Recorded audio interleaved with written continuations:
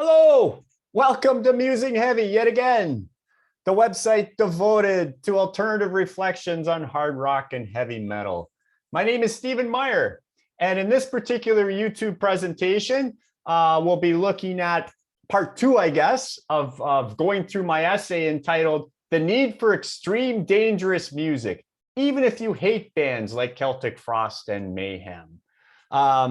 If you didn't see part one, I'll give you a quick little recap of what I covered in part one. And of course, you're always welcome to view the essay in its entirety in text form. Just follow the links below to my website. So really, this essay on extreme music has three main parts. And I covered the first two in the first presentation, which again, I'll quickly run through. I went through sort of the idea, and perhaps the best thing is to share my screen here with everybody.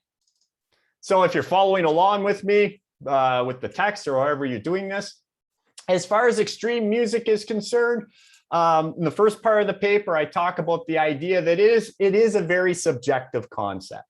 All right. In other words, what's extreme to me might not be very extreme to you and vice versa. Right. So there is a subjective element to this. And also there's a temporal extent to extreme music, often, not always, but often, right? In other words, what was extreme in the past might not be extreme now. And perhaps what we're considering extreme today, if you fast forward 10 years, might not be extreme at all at that point, right? Okay, so bands that we often, or at least for a point in time that we often have considered, or many people have considered extreme in terms of hard rock and heavy metal, include the following examples. So bands like Venom, Slayer, the Sex Pistols, yes, very much a punk band, but I would say very much hard rock as well. Marilyn Manson, Cannibal Corpse, and Mayhem are good examples of bands that have often been considered extreme, and many others you could think of, or often too, certain subgenres of heavy metal are often populated with bands that many people consider extreme. So again, lots of bands in thrash metal or black metal, doom metal, death metal, of course. Often many of these bands are considered extreme for some folks, right? So even though this idea of extreme music is quite subjective and kind of slippery because it can change through time, I still think there's an opportunity to sort of qualify this a little bit, right? And to come up with sort of a little bit of a way of categorizing bands as to why we might consider them extreme, at least at certain points in time. And so what I did in the second part of this paper is I sort of presented this idea of a hierarchy of extremity, if you like. And again, I'll just quickly go through that, and then we'll get into some new material in just a second here. But I make the argument that any band in heavy metal and hard rock that we're classifying as extreme will sort of have the following characteristics, and sort of this level one, if you like. They'll at least be at level one in this hierarchy. And that being that the music may initially be difficult to assimilate, difficult to understand, or even difficult to tolerate by the fans. So even though you're a fan of extreme music, when you get into a new band you haven't heard before, right? Or you get a new album by a band you are familiar with, it will take some time to totally understand what they're trying to do with their music, right? And that might be in total, right? Initially, it might not make a lot of sense, right? Or even just to sort of discover important nuances of the music. That'll take some time. It's a challenge. You got to work at it, right? Now, people assimilate extreme music at different rates. For some metal fans, hey, maybe you really get what the band is doing after just a couple listens. For other of us, myself included, it might take 6, 7, 8 listens before you really get what the albums and the songs are about, or what the band's trying to achieve, right? So, and that's for the fans, right? So it's not easy listening music by any stretch. And if you're a non-fan, right, you're going to almost always find this music sort of annoying, inscrutable. If somebody's playing it, you're going to say, would you please take that off, right? So I'm not going to say you're never going to get it, but you're likely never going to have the patience to really sort of sit down and figure out what they're about, right? So again, I would argue all bands that we're calling extreme in hard rock and heavy metal have that characteristics that you have to work at it if you're a fan. And if you're a non-fan, you're probably always going to be somewhat repelled by it. Okay. And then there's sort of four levels in this hierarchy. While I believe all bands, extreme bands, will be on level 1, a subset of those bands will be also classified at level 2 in the hierarchy. And this involves the lyrics. And the lyrics will typically be very provocative, challenging, often disturbing, perhaps darkly humorous, depending on your sense of humor, and rarely politically correct. So in heavy metal in particular, usually there's an obsession with the dark side, right? So usually the lyrics are usually related to the dark side of life, right? And again, that explains a lot of bands in death metal, in black metal, lots of certain bands in thrash metal as well, lots of doom metal too, right? That's just sort of how heavy metal runs. It tends to be obsessed with the dark side. All right, but not all extreme bands, but like I say, a subset of them will have that typical characteristic. Certain extreme bands will be that way. And then an even smaller subset of extreme bands will make it, if you like, to the third level in the hierarchy. And here is where the presentation of the music will be over the top, so to speak, particularly regarding live performances. So that might include stage shows, again, that are very provocative, very dark, maybe kind of gross and gory, all that sort of thing, right? Or maybe the stage show isn't that elaborate, but the band is very extreme in terms of their music being over the top, just with the massive aggression and power coming off the stage. That, again, for some people will just be way too much, but for fans, it's like, this is it. This is the sweet spot kind of thing, right? And the presentation of the music, not only live, but also the presentation of the album sleeves will also be pretty over the top. So again, the album sleeves, the art chosen for the album sleeves and the t-shirts and all the things that go along with it, the posters, right, will be edgy, perhaps comically frightening, or truly distressing. So again, lots of emphasis often on the dark side as well. Right. And then I think there's an even smaller subset of extreme bands that will make it to level 4. Right. So as you see, it's sort of a hierarchy sort of idea. And this is where I guess you could say art crosses into real life. So the image of the extreme band or artist as portrayed away from the stage and away from the recorded music will seldom be considered normal. It could be depicted as highly eccentric, antisocial, or in some cases criminal. Right. So this would be sort of the level of extremity that most extreme bands don't achieve, but some do. And I think the best examples of bands that have made it to level 4 or check off all the boxes, if you like, are the second generation black metal bands, particularly, but not exclusively, a lot of them that came out of Norway in the 1990s, right? And I sort of make the argument in the paper that the second generation black metal bands are really the apex of extreme. In other words, we've never really seen since then the levels of extremity, if you like, of any heavy metal band that's occurred really since that point. And probably that's just as well for arguments that I'll make later on. But I'm really talking about bands such as we're talking about Mayhem, we're talking about Burzum, and we're talking about Emperor, where actual members in these bands were convicted of murders, of suicides, church burnings, grave violations, et cetera, right? And then there were other bands, part of that Norway black metal scene, the second generation Norway black metal scene, that were kind of guilty, if you like, by association. So bands like Immortal, Enslaved, Satyricon, Dark Throne, not necessarily having members that were committing crimes, but again, because they were part of that scene or part of the inner circle, so to speak, they often were classified at level 4 because it was assumed that they were participating in these deeds, or at least didn't have a problem with them, right? Rightly or wrongly, but that's more or less what happened, I think, for a lot of those bands. And it also got them a lot of extra publicity too, let's face it, right? Okay, so as I said in the first part, and I want to reemphasize here again, for full disclosure, I am completely appalled by the criminal acts. There's no way I can defend that, and there's no way I ever would, right? It actually is very upsetting that these bands would actually do these things. However, I am a huge fan of most of those bands, and especially certain albums that I think are absolute masterpieces, right? So as a fan myself, I've been able to separate the art from the person, right? I certainly don't support the fact that they commit criminal or did commit criminal acts, but at the same time, I completely support their art because I think it's amazing, right?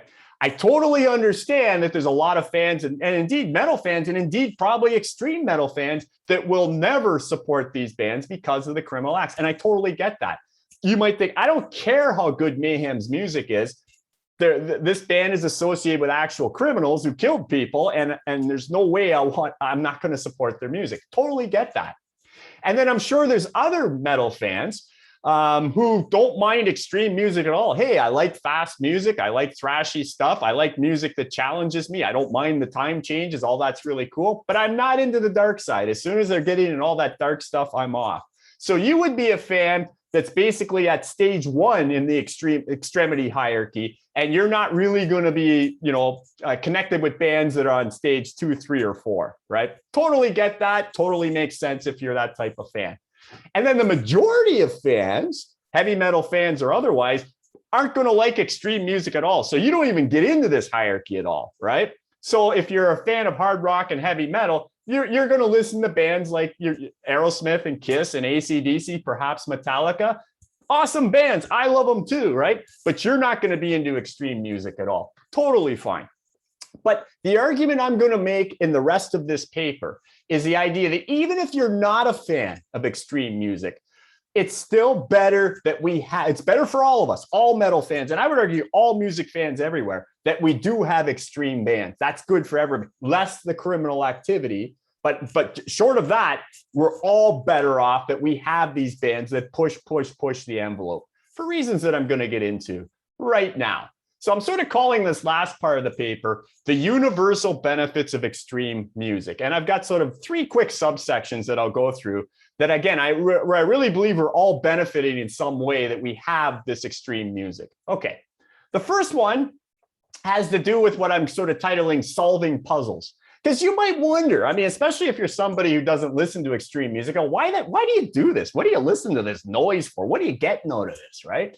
Well, okay, for folks that are listening in on this, maybe I can shed a little light on that, or sort of kind of the crazy things that are going on in my head here when I'm listening to this stuff, right? And I really, truly do enjoy this stuff. Okay, it's a form of solving puzzles for me, and I think for a lot of metal fans out there who like extreme music, I would argue they're probably going through similar types of experiences, or maybe not, but I'm guessing. I don't think my experience is particularly unique. Okay, let me back this up a little bit. So the medical community has long trumpeted the benefits of constructive brain stimulation to help deal with things like depression and anxiety, and to possibly mitigate dementia-related problems later in life. For many, keeping an active mind is synonymous with human interaction, of course, but the benefits of puzzle solving also helps to divert negative thinking patterns and can be an important part of mental hygiene, right? So keeping our brain active, making our brain think, challenging our thinking, all that sort of stuff. This is healthy for everybody, right? And we know this. I mean, we see it all the time. The explosion of online games for the mind. I mean, you see them everywhere. You can go online and you can do all these games, right? Which is really great, really cool thing to do. Has augmented the already widely available physical forms of mental activity that many engage in, right? So things like traditionally people solve jigsaw puzzles, right? It's a way of keeping your mind active. Doing crosswords, whether you do them like in paper form or online, perfect way to keep stimulating your brain. And playing chess, games like that, again, perfect stuff, right? But for some people, they want other stuff. And for me, at least, and I suspect, like I say, lots of my hard rock and metal colleagues out there, there's nothing more brain stimulating than to unravel the musical rewards contained within an extreme album. It's puzzle solving in a lot of cases, right? A big part of the reason why I listen to extreme music is it makes my mind active, right? Now, of course, we use music for all kinds of things, right? We all know lots of people use music to relax. Perfect. Of course, that's an awesome way to use music, right? I mean, who can be uptight listening to Pink Floyd, for example, right? But I believe extreme music challenges your mind in ways that other forms of music cannot, right? Once the overall message is finally unlocked when we're listening to an extreme album, And we can unlock the message from what's initially a very perplexing piece of music, right? You gain a strong sense of accomplishment. I look at it this way. It's almost like solving a particularly devious Sudoku puzzle, right? You know, if you've been working on a Sudoku puzzle for 2 or 3 days and boom, you finally crack the code. Well, that's what it's like for me when I finally, figure out what that new Dark Throne album is all about. Got to work at it, got to listen to it quite a few times. And then all of a sudden, okay, I see what they're getting, right? But unlike the Sudoku puzzle, it keeps giving. Once I crack the code, then I enjoy it more and more because I sort of get it. And then I get new nuances every new time I listen to it, right? So again, it's keeping my mind active. I got to listen closely. And then I finally start understanding what the band is doing. That's keeping my mind active. That's good for me. Okay, a little more on this.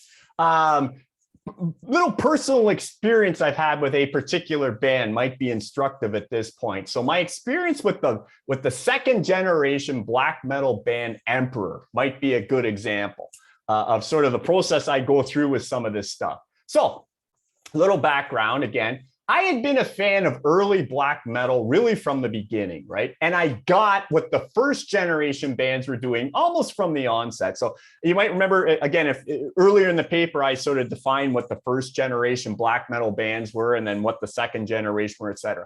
The first generation black metal bands were bands like Venom, Hellhammer, Celtic Frost, Bathory, right? These were kind of the main bands that we're sort of looking at, right? Okay, so initially I understood what those bands were doing fairly quickly, right? It took some time, but I sort of was on board pretty quickly, right? It took me more time though to sort of figure out what the second generation black metal bands were doing, right? Probably the initial breakthrough I had with second generation black metal was Immortal, right? And this is around the time of the Blizzard Beast album of 1997. That was the first album of second generation black metal that I truly got. And this was actually, so I was a little bit late to the party there. That's Immortal's fourth album, right? But it took me a while, but I dug into it and I understood Blizzard Beasts, right? And then I backed up and got some of their earlier stuff. And then I became, a pretty big Immortal fan soon after. And then around that time, I started absorbing other second generation black metal bands, all typically from Norway, right? So I started to understand what Enslaved was doing. And I thought, this is awesome. And it took me a while, but I got into it and I understood, and Mayhem as well. So I sort of started devouring their catalogs around that time too. And I've followed those bands ever since, right? And they continue to challenge and delight me all the way through, right? But of course, I also bought several Emperor albums, knowing that, hey, this is one of the highly touted bands in the Norwegian black metal scene. And of course, I should be listening to Emperor, right? I mean, sort of the biggest bands that were happening at the time were bands like Immortal, bands like Mayhem, Dark Throne would be in there. But of course, Emperor. And Emperor, again, for people in the know, for some people, Emperor was the best of them all, right? And by today's standards, there are people who would consider some of Emperor's albums not just the best black metal albums ever made, but some of the best heavy metal albums ever made, right? But it made no sense to me, right? I liked all these other bands from the same scene, same time frame and everything, but Emperor, it was like nothing. I couldn't get it. I kept trying, but I couldn't get it, right? And again, I was no stranger to the speed and the underproduction commonly preferred by black metal artists, right? So again, it wasn't the production that was throwing me because I was familiar with that type of music, but none of it made sense to me. Emperor was just this wall of sound that I just wasn't getting, right? Literally year after year, I would return to works such as the Nightside Eclipse, right? Put out in 1994, their first full length. They had a split album before that, but that was their first full length. Or Anthems to the Welcome at Dusk, put out in 97, right? Albums, again, widely revered by many black metal enthusiasts. So this isn't just some fringe band, right? Most black metal people are saying, this is the stuff, like this is as good as it gets, right? But for me, I didn't get it. Right? It was like, I keep trying, like not day after day, of course, but I'd return to it every few months, every once in a while. And boy, I don't get this, right? Okay. So over time, I'm still working at this, right? And this is in the 90s, right? I'm still working at this. and I'm making some modest headway at it. Like little by little, I'm throwing these albums on and I don't get it. So then I go on to other things, right? And I was starting to make some headway. At least I came to a point with Emperor that there's something there. I don't get it, but there's something there. There's something that I need that, I'm missing something here. There's something really cool going on, even though I can't comprehend it. And I'll bet that happens with other folks too. When you listen to an album at first, like maybe you put albums in 3 categories. You're okay, I'm never going to like this. I love this. Or it's like, I don't know about this, but there's something there. So I know if I keep with it, I might really get it at some point. And so I got to that point with Emperor, right? And it took years, but I finally got to a point of, I still don't like it really or get it, but I know there's something there. Okay, so I got to that point. So Emperor winds down. Emperor is no longer. They've done a few reunion shows in the last the last 5 years or so, but they've stopped recording for quite some time. But anyway, Emperor's driving force, a fellow who goes by the name of Asan, has released 7 full-length solo albums, right? And I've got all of those. So you start with The Adversary, which was released in 2006, and you go to Amar in 2018. Those are he's released some EPs and mini albums since then, but these are the full-length albums, right? And although again, these works required a fair amount of time on my part, but I got it, right? It took me time, but I got into the stuff Asan was doing, right? And I still love this stuff. And every time I listen to any of his works, I find new things. I think he's a genius. I think he's absolutely amazing. But again, the funny thing is, but his previous band that almost every black metal fan on the planet seems to just think the Emperor is the greatest, I still didn't get, right? So, but that provided for me, okay, I'm missing something. I got to keep digging here. Then finally, right?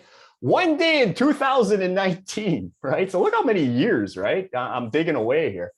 One day in 2019, after literally decades of, sporadic attempts, like once, again, it wasn't constant, but I always would return here and there, right? I listened to Anthems to the Welcome at Dusk, and it finally hit me. Boom, I get it now. The genius is there. My brain is finally connecting with this thing.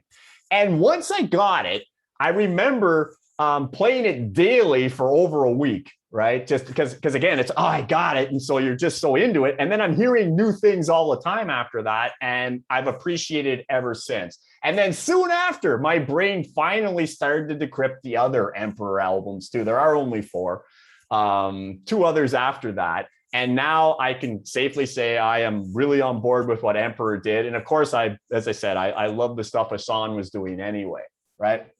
Okay, so aside from the unusually long time lag that it took me, sort of from initial exposure to fully understanding Emperor, right? That was a little exceptional. Most bands don't take me that long. But I've had similar experiences with all kinds of extreme music, not usually that long. Like usually within a couple months, I'm going to be there if I know there's something there, right? But again, other examples, similar examples with a lot of Voivod releases takes time. And then eventually it's like, boom, I get it. This is awesome. Opeth. I love Opeth.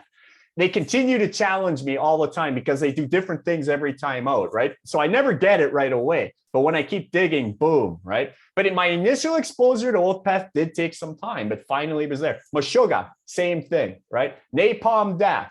Carcass, the Dillinger Escape Plan, same deal. It took me a while, but once I got it, it was like, man, this is genius, right? Electric Wizard, Khanate, and on it goes. I could list lots of others, right? Where again, it took work, but again, solving this puzzle, right? Eventually my brain got it, right? So all of these bands and many more initially were met with indifference by my brain and or befuddlement, like what are they doing here, right?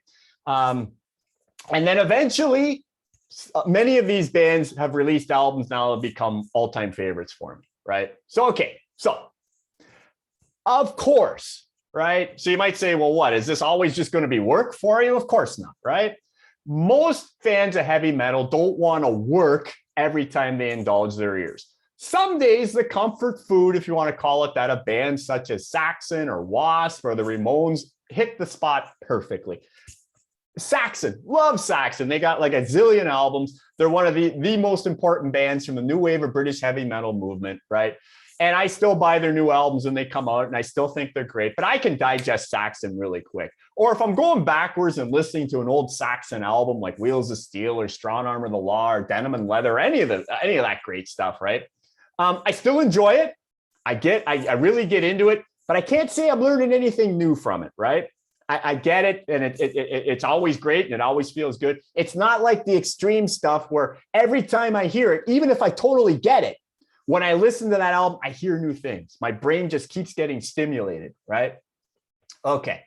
So when we talk about extreme music, once the puzzle of more extreme music starts to unscramble through hours of concentrated listens, the returns are equally great. And again, as I talk about in the paper, right, Opeth is a great example of that. It takes a while to figure out an Opeth album. And when you do, it's a huge breakthrough, but it doesn't stop there. Every time you listen to that Opeth album again, it gives you new things, right? So when you crack the code, new stuff comes to you all the time, right? So the albums never get old, in a sense. You never can totally digest these things because they just keep giving you new stuff, right? At least for me, right? Okay, so is this code cracking, ability to make your mind think and challenge your brain, is this going to be, for extreme music, is this going to be universal to everybody? Will everybody have this experience? I guess my answer to that would be yes and no, right? I think there are a couple prerequisites here. I think, first of all, ideally, you need to have a proclivity for this type of music and probably be somewhat obsessive about it, because you got to work at it, right? So what do I mean by that? Okay, let's say, for instance, if Motley Crue is your idea of extreme, and if it is, cool. I mean, I'm not trying to talk like some musical elitist here, not at all. If Motley Crue is as heavy as you get, and that's extreme music to you, great. I don't have any problem with that. But if it is, convincing you to, really dig through a Behemoth record is probably going to be a tough sell, right? So you kind of got to have, even though you don't have to initially understand Behemoth, you have to have a proclivity for that type of music, I think, for this to really work, I would suppose.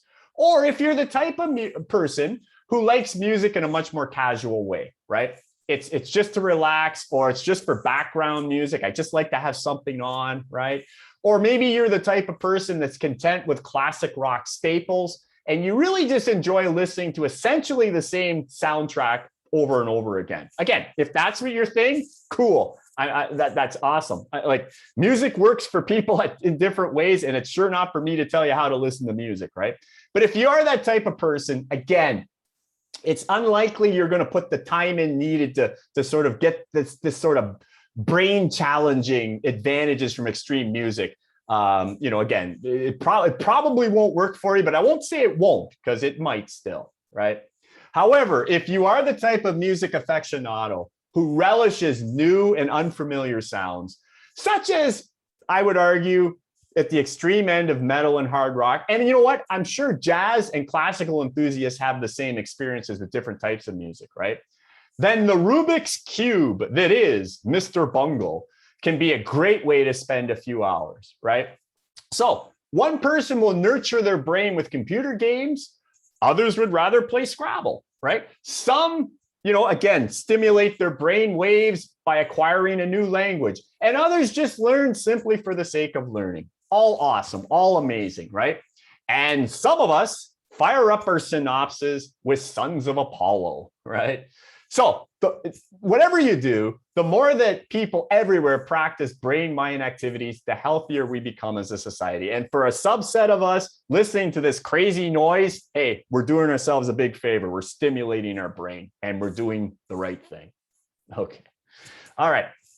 Another sort of area where I think extreme music actually has wider benefits than people might realize, sort of under the umbrella of what I'm calling delayed or indirect benefits. Okay, a little background on this one too, and we'll dig into it again. Like I say, the more universal benefits of extreme music, whether you like it or not, sort of thing. Okay, to maintain some form of vibrancy, music needs risk takers, right? Those who are less concerned with commercial success and popularity, and those who are ultimately driven more by their art, okay? Now, there are lots of bands, and some of them really great, but they primarily just redo what's been done, All right, perhaps in really entertaining ways, but they're not really, doing anything particularly new, right? But there's a comparatively small number of artists who strive for something novel, try to do something groundbreaking.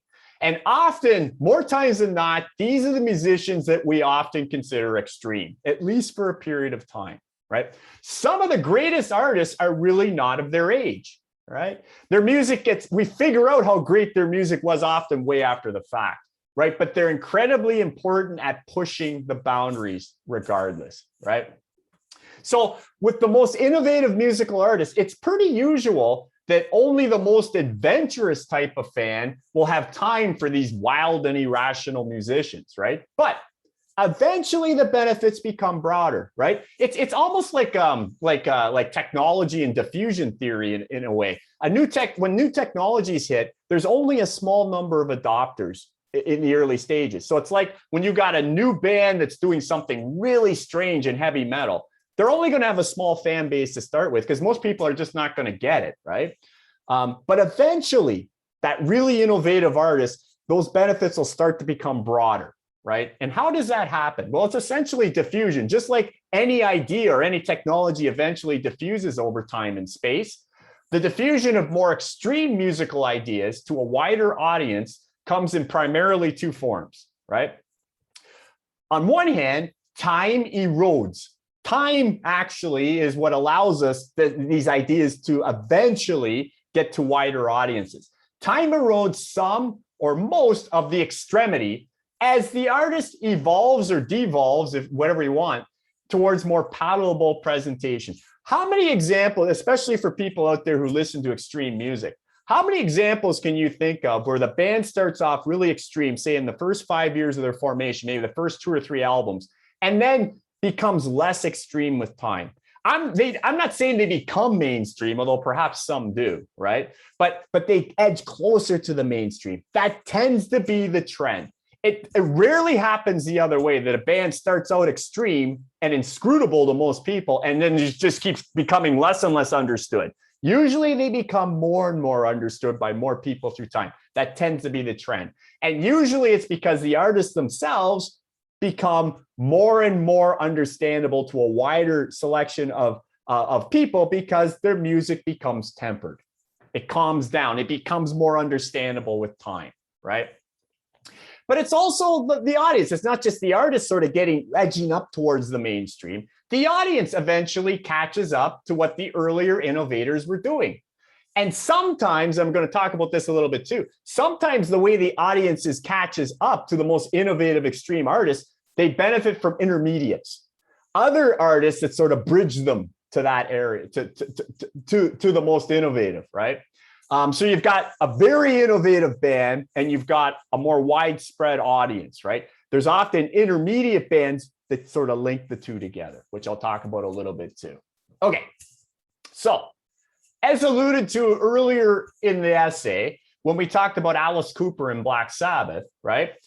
There is the inevitable tendency for the level of extremity to dissipate, to become less with time, allowing extreme artists to appeal to a wider fan base. Extreme bands are often at their peak in terms of challenging or inspiring the musical explorer, the most adventurous fans, if you like, and at their most incomprehensible to everyone else, really within the first few albums. Just like I was saying, just think of that. There's so many extreme bands that they're at their most innovative and i.e. their most extreme early in their career and less so as they go forward. Not everybody, but I would say that is the typical example, right?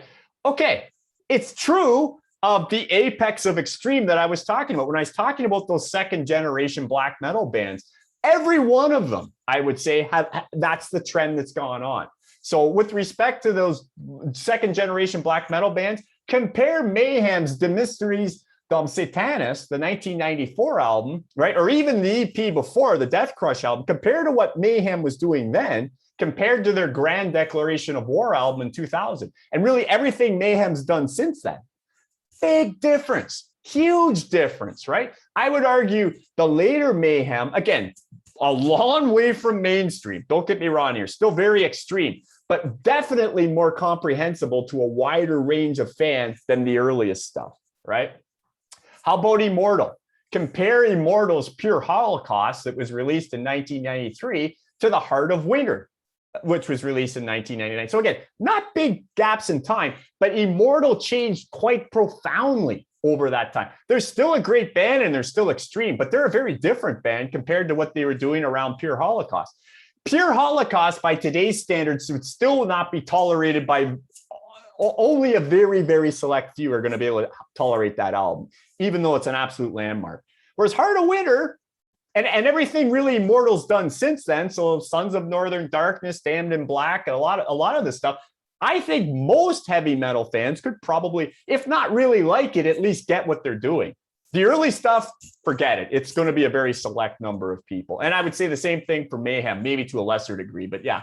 Or Enslaved, right? Compare Enslaved's Frost album 94 to Eza of 2005, right? Or Etgard, the latest one, 2020. Again, Enslaved has changed dramatically, right, through time, right? They're still extreme, right? But again, I think far more people would listen to what Enslaved's done since, around Essa compared to the earlier stuff. Same deal. They almost everyone I could think, Dark Throne, maybe not so much. They've stayed kind of the same. But most bands, again, they edge towards the mainstream, even though they really don't get there, right? Okay, so just these few examples, and there's many others I'm sure you could think of, and other types of metal as well. These are superb albums all around. The ones I've listed, I think they're all amazing, right? But there's no question that the more recent releases would be far more comprehensible to the majority of music fans, even if the earlier ones are considered cornerstones, and they are. Those earlier ones are now, looking back, they're considered absolute classics. But at the time, it was like, what is this? This is noise, right? And it's really only the passage of time that these earlier gems have been acknowledged as essential, because they weren't considered essential at the time because most people didn't get them at all, right? Indeed, the musical ambience and overall era of many black metal artists evolves quite quickly. It's really quite shocking to me, especially with black metal, maybe more so than any other form of music, how fast those bands have evolved. How quick, how much they change from album to album. It's actually quite amazing and really fun to document and go on the journey with them too. Again, challenging the mind, right? They always keep you guessing, that's for sure. Okay, but again, with these most notorious black metal, second generation black metal bands that have crashed right down to level 4, so to speak, most of them you couldn't put them there at all. They're not doing level 4 stuff. And some of them probably you couldn't even classify at level 3 or level 2 anymore. A lot of them have abandoned the dark stuff altogether, right? But crucially, even though these bands have evolved a lot and they've become closer to the mainstream that a wider audience can appreciate, many of their extreme ideas from the earlier times are still there. Okay, so it's not like they've abandoned all that really innovative stuff they did earlier. They're taking it forward. They've just become much more diverse, right? Something that a wider population could digest. But they're still taking those extreme ideas, those very innovative stuff with them, right? They haven't abandoned them, right? This has allowed for a wider base of music fan to become acclimated to these innovative sounds, right? In a less threatening manner, because they're not at stage 4 and stage 3 anymore, right? But they're still bringing some of that stuff with them. So we're, again, more of us can absorb it now, whereas before it was just too comprehensible or too offensive or too something, right? Similar example to this. Again, let's use the example of the most popular metal band on the planet, Metallica, right? Metallica's first album was called Kill 'Em All. It was released in 1983. And it was widely considered extreme at the time. I remember buying it as a new release, and it was. There was few things faster than it, other than maybe Slayer's first album, maybe Anthrax's, right? Exodus, maybe, but it was right in there. It was speed metal, it was very raw, it was very new, innovative. I loved it. And it was considered extreme for the time, right? Today, though, I don't know that you'd find a metal fan anywhere. I'm talking like a more hardcore heavy metal fan that is going to classify Kill 'Em All or really anything by Metallica as extreme, right? Not at all. Metallica is still amazing. I love Metallica. I love pretty much everything they've done, actually. But I wouldn't call, by today's standards, is Kill 'Em All extreme? I don't think so. Like I say, very few hardcore metal fans would say the same thing, right? But here's the thing. when Metallica was at their most innovative and when they were at their most extreme for that point in time, they didn't abandon the stuff that they did on Kill 'Em All. If you, okay, maybe Load and Reload, sure. They went through a period where they pretty much did. But their most recent releases, Metallica's Death Magnetic of 2008 or Hardwired the Self-Destruct of 2016, you can still hear elements of Kill 'Em All on there. There's still lots of fast, thrashy stuff going on, which Metallica helped pioneer right from day one with Kill 'Em All and Ride the Lightning in those early albums, right? So it's the same sort of idea. Metallica, they've edged up towards the mainstream through time, right? Gained a much, much wider audience. They're the biggest metal band on the planet, but they have not foregone all that early innovative stuff that made them Metallica, right? So if we look at Metallica, just to summarize this, Metallica has gone from level 1 on the extremity hierarchy, if you want. They never were 2, 3, or 4 ever, but they definitely were at level 1, I think, again, early on, right? So they went from level 1 to sliding off the extreme hierarchy altogether, all the while managing to sound essentially like Metallica, at least for most of their career. Again, Load and Reload's maybe a different thing. Even the Black Album, perhaps not so much. But for most of their career, they've kept those early innovative thrashy elements with them all the way through, right? So even though time has smoothed the edges and audiences have grown exponentially, Metallica's early contribution as a risk-taking pioneer, while a temporary member of the Extreme Club, remains unquestioned, right? So whether you're talking about the apex of extreme, whether the second generation black metal bands, or you're talking about a metal band as huge as Metallica, the trends are the same, I think, right? Okay. So eventually what I'm saying is the benefits of extreme reach wider audiences eventually, even if you don't, as a rule, like extreme, I guess is the points I'm making here. Okay. Want to reiterate this idea with another little story here. In many heavy metal circles, there are few figures more respected than Thomas Gabriel Warrior, his real name, Thomas Gabriel Fisher, right? He is and was the guitarist, vocalist, and main songwriter and leader, essentially, of three highly innovative extreme metal bands. I mean, it's one thing to lead one. He's done it 3 times with Hellhammer, Celtic Frost, and recently and still going, a band called Triptychon, right? He has become, Tom Gabriel Warrior has become the epitome of the seeking artist, a trailblazer in every sense of the word. I have immense respect for this guy, one of my all-time heroes, right? Yet, he was not always thought of as such, and actually quite the opposite. And again, a couple quick little stories here. I personally remember buying Hellhammer's Apocalyptic Raids back in 1984. I found the new, I bought it as a new release, and I found it unsettlingly astonishing, and only after a few listens. So like I said, when it comes to the first generation black metal bands, I got it pretty quickly. It was the second generation and Emperor that took me forever. But the first generation, I got pretty quickly, right? Okay. So again, other bands like Bathory and Venom and Merciful Fate, and then you add in Hellhammer and Celtic Frost, that's kind of your first generation black metal, right? Okay, so Tom Warrior, he's the leader of this band called Hellhammer, and I sort of got it right away. What I found shocking, actually more shocking than material, at least to me, was the incredible negative response in virtually every record review. Back in the day, we didn't have the internet, of course, and as a young metalhead, of course, I used to find any little fanzine, any little magazine that would review the bands I liked or the albums I was interested in, et cetera. So I was always digging this stuff out, right? Of course, like I'm sure lots of metal people my age were doing because you didn't have any other choice, or word of mouth, all that stuff, right? And it was astonishing to me, even though I loved this stuff, I thought, Hellhammer, this is the newest thing. It's going to be amazing, right? Nobody liked it. In fact, reviewers went out of their way to say how terrible it is. That it's like the worst thing ever. Metal is sunk to an absolute low. This will go nowhere. No one's ever going to listen to this, et cetera, et cetera.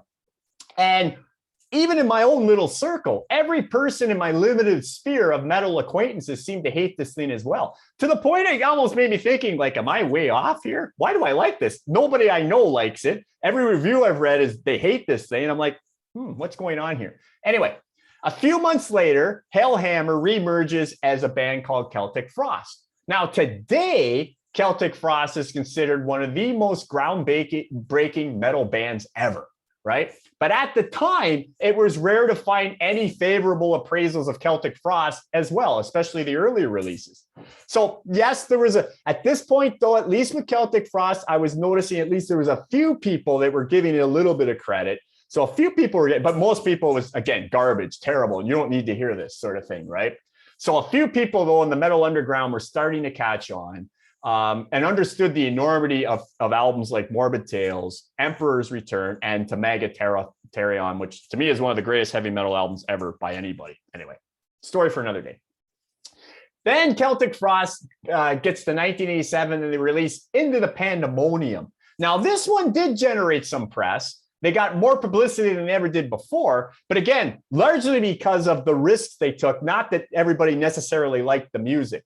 Reports on this album range from daringly avant-garde greatness to pretentiously incoherent absurdity, depending on which. And again, the funny thing about Into Pandemonium, some of the hardcore fans that were getting Celtic Frost, there weren't many, but there were some, were appalled by this too, because it just went too far in all kinds of different directions, right? And then it goes even further. True to Warrior's want to explore, then they release Cold Lake. And virtually everyone hates this album. And somewhat ironically, I mean, I haven't seen too many examples of this, but the reason why most hardcore metal fans hate this is because it's not extreme at all, right? Warrior surprised everybody by releasing essentially a hair metal pop kind of thing almost, right? And of course, hardcore metal fans, including myself, we were up in arms. It's like, we thought this is the band. There's Celtic Frost at least is one band that couldn't be corrupted. There's no chance this band could sell out. They used to make a point of saying on their albums, I don't know if they still, in the new releases, if it's there, but we will never defrost. I mean, we are in this forever kind of thing. And then Cold Lake comes out and it's like, what the heck? And it went edged up. Not only did it edge up to the mainstream, it's clearly a blatant attempt to become a mainstream band, but the mainstream didn't like them anyway. All right. Again, because of the band's history of being Celtic Frost, you're not going to convince people who are into, commercial metal to suddenly like this band that was like one of the most extreme things on the planet, right? No matter how much Tom teased his hair, it didn't matter. The mainstream wasn't going to accept them either, right? So the backlash was so great to Celtic Frost with all these left turns and everything, with Tom being this restless artist exploring everything, that the somewhat return to form Vanity Nemesis album of '89 was largely overlooked, and mounting personal problems, Celtic Frost ceased, right? Warrior at this time remains a cult figure at best, but a very tarnished one, I would add at this point too. So his genius is still not really being recognized, right? But time again, as time goes on, we start to see extreme music, in this case, an extreme artist, eventually starting to reach a wider, more mainstream audience. Now, how did this happen? It sure didn't happen with Cold Lake. It was an attempt, but a huge failure. It was because of a bridge. Intermediates this time helped it reach a wider audience. So we get, again, remember, Celtic Frost predates thrash, death metal, black metal, all that stuff, right? So eventually, we get the development of thrash and death metal, and especially second generation black metal in the late 1980s and early 1990s. And so many musicians from these important subgenres, start citing Hellhammer and Celtic Frost as crucial influences, right? So again, you might not have heard of Celtic Frost, you might not have liked Celtic Frost, but there's so many influential bands that love them, and you might like those bands. That becomes a bridge for you. And the praise was widespread. Again, for people in the know, people who are heavy metal fans, you're going to know these bands. These are the bands that have stated on record as being huge Tom Warrior and Celtic Frost fans. Bands: Creator, big, popular German thrash metal band. Destruction, another important thrash metal band. Death, one of probably the pioneer of death metal. Sepultura, very popular band, Brazilian, initially death metal band, and sort of carved out their own sort of sound. Pantera, one of the most popular power metal bands of all time, really, right? And particularly Phil Anselmo, the lead singer for Pantera, has been on record huge Celtic Frost fan. I don't know if the Abbott brothers were big fans, but he certainly was. Anthrax, again, one of the most popular thrash bands on the planet. Obituary, really popular death metal band. Napalm Death, grindcore death metal band, one of the most important ones. Paradise Lost, incredibly important doom metal band. Again, and the list goes on and on and on. So members from these bands say Celtic Frost was a brilliant, Tom Warrior, a mastermind, all this kind of stuff, right? This provided the necessary bridge to incite fans to discover or reconsider the Hellhammer Celtic Frost catalog. Oh, and I must also mention, virtually every band from the second generation black metal movement will cite Celtic Frost as a key influence. Like you're not going to find any, again, Emperor, we're talking, Emperor, Mayhem, Immortal, Satyricon, all those bands, every one of them will cite Tom Warrior as a huge influence, right? So you might not have understood Celtic Frost. You might not know anything about them, but a lot of the bands you like as a metal fan, really loved Celtic Frost. And knowing that as a fan, say, I better go check that out because some of my heroes are really talking them up. I need to know about this band. It helped Celtic Frost finally reach a wider audience, largely in a large part because of these intermediates. I believe that helped a lot, right? Okay, this also helped to make Celtic Frost's comeback album, Monotheist, released in 2006, become one of the most anticipated comeback metal albums of all time, right? I think it was because of the bridge effect. That's what, people heard about this legendary Celtic Frost through other bands that they love, right? And then when they finally got back together and released an album, then everybody was waiting for it. So, okay, here it comes kind of thing, right? Completely different scene that was happening with Hellhammer and early Celtic Frost where almost nobody cared, right? And other first generation metal bands, such as Venom and Merciful Fate, were also bridged to wider audiences by, Metallica. Metallica has played a huge role in bridging all kinds of bands to wider audiences. We really have to thank Metallica for a lot of things. Think of Diamond Head, as a great example, or even Motorhead, which is a big band in their own right. But when Metallica uses that huge megaphone to cover these bands' music or just tell the fans how great they are, that helps immensely. The royalties these bands get when Metallica covers their music is incredible, but just their voice, right, causes so many fans because there's so many Metallica fans. And when you find out that they dig these bands, you're going to check them out. So they provide that bridge. They help extreme bands reach that wider audience through this intermediate, Metallica being a great example. So in terms of Metallica actually toured with Venom. A lot of people don't realize that, but early in Metallica's career, Kill 'Em All, they opened for Venom, right? So when young Metallica fans find that out, I should check out Venom, this extreme band, right? And they covered Merciful Fate. So again, we're looking at that first generation, which Celtic Frost was, first generation black metal bands. Metallica had helped a lot bring that first generation to a wider audience because they're such a huge band, right? Okay, so just kind of finishing the story on Tom Warrior, due to the combined effect of complementary intermediates forming influential bands and/or the world finally catching up to a genius operating ahead of his time, Warrior's latest band, Triptychon, has been viewed with a noticeably different tone, right? At least in comparison to how Hellhammer and early Celtic Frost were dealt with, which was pretty much dismissal, right? Triptychon has released 4 things so far. There's still an ongoing, and again, if you've never heard Triptychon, check them out. They're just beyond amazing. They have 3 full-length albums. The latest one, Requiem, is it's a live album actually with an orchestra, believe it or not, and it's still heavy as heck and it's still out there, right? It's sort of a compilation of a few songs from the past, etc. And Shattered is an EP, but check out any of their stuff. It's absolutely envelope pushing in every way. But here's the thing: when Triptychon hit, now Tom Warrior is widely considered as a genius. Right. And again, a lot of that was because of the intermediates, the bands bridging them to wider audiences. And then we're catching up to Tom because he was so far ahead of everybody, I think.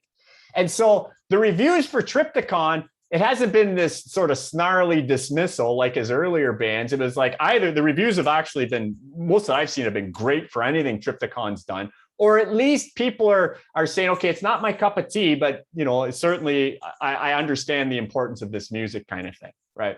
Okay, so even if you typically do not relish extreme music, benefits still accrue, right? It's possible that you like bands that were once considered extreme, even if they are not now, Okay, Metallica, for instance.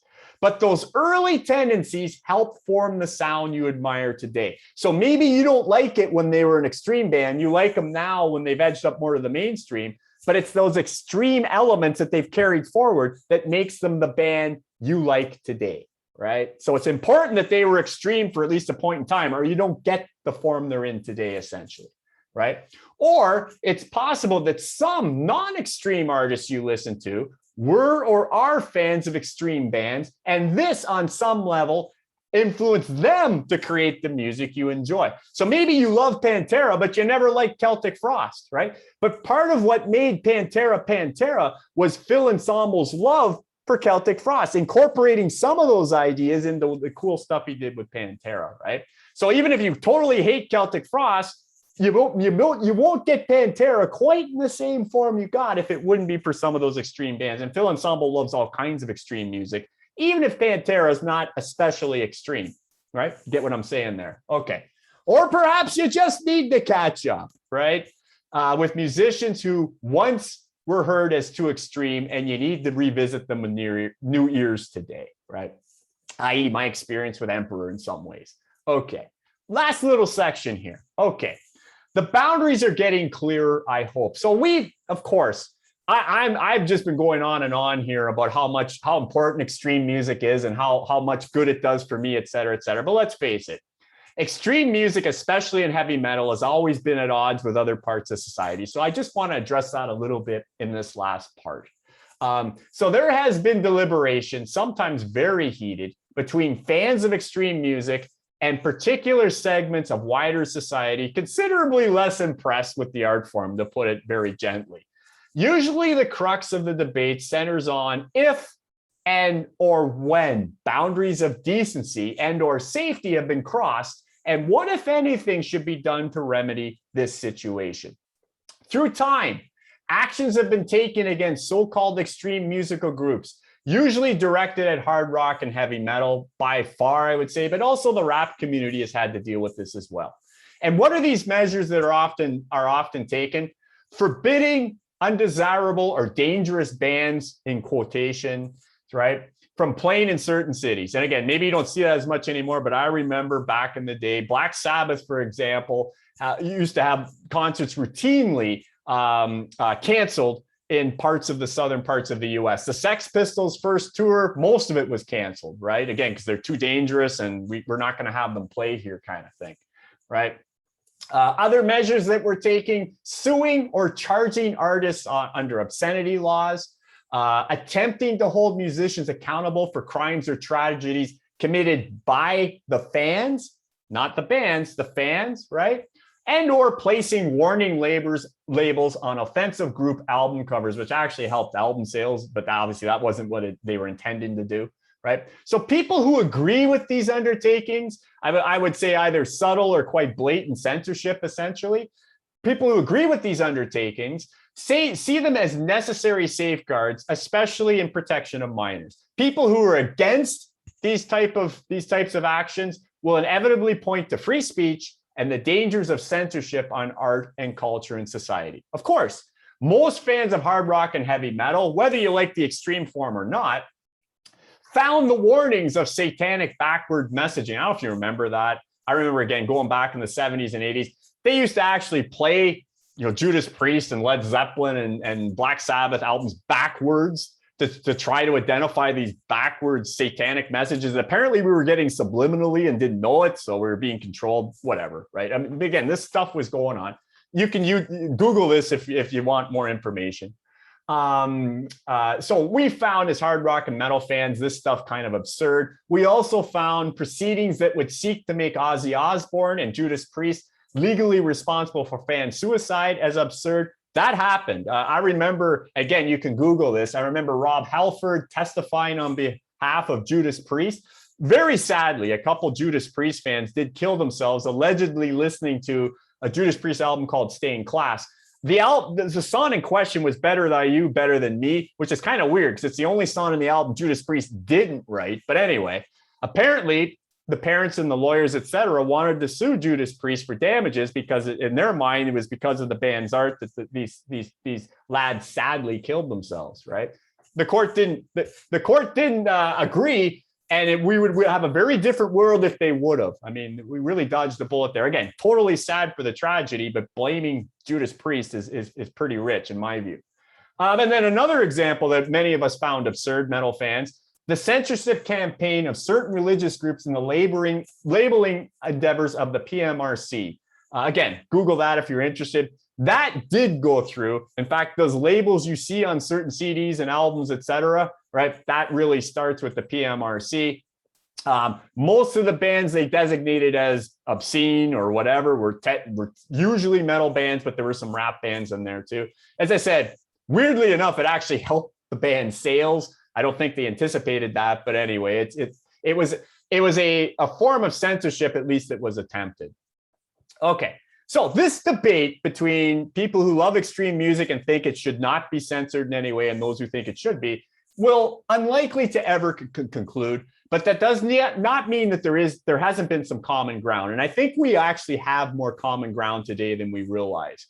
A typical view that many extreme fans of hard rock and metal have is that if you find a Morbid Angel album objectionable, then don't listen. Okay, I mean, it'd be different if I forced you to listen to it, but if you find it objectionable, don't listen to it, right? However, what most fans of extreme music are in lockstep with wider society is that in recognizing that inaction is no longer reasonable when true illegal contact has occurred, okay? So while most of us metal fans are not going to agree with you shouldn't censor Morbid Angel ever, right? If you don't like it, don't listen to it. Right. But we do agree with wider society that there have been examples where lines have been crossed and we should do something about it. Right. So going back to that hierarchy I was presenting, this would apply to individuals from bands that are unmistakably categorized in stage 4 and participating in true criminal behavior. Even if the criminal acts are art related, as many of these bands claim, most will concur, metal fans included, that restrictions need to be imposed, though, and legal prosecution if that's appropriate. So while not a benefit of extreme music per se, a band like Mayhem does provide clarity regarding what the limits ought to be, right? As far as, again, should we be putting restrictions on extreme music? Where should the line be drawn? I think Mayhem tells us where it should be drawn. Okay, so again, you can Google this stuff. It's kind of common knowledge, but just a quick little thing to finish this off. Mayhem's early history includes various members linking their art with actual suicides. Their first singer dead, in fact, killed himself. Corpse violations. Original guitarist Euronymous actually did, again, these are all terrible stuff, right? Murders. So the bassist Count Grishmak actually killed the guitarist Euronymous in Mayhem. And church burnings. Count Grishmak was in jail for that, including the murder. Probably others from the band were doing that stuff too. Okay, I think it's safe to say the vast majority of extreme metal fans are united with society at large in recognizing thresholds were crossed here, okay? And legal action was definitely warranted. Even the surviving and replacement members of Mayhem are on record indicating they have no problem with the served jail time. So they even admit, yeah, we probably should have been put in jail for this. Even if they have no problem with the deeds, they're not necessarily remorseful over it, but they understand that they needed to be in prison.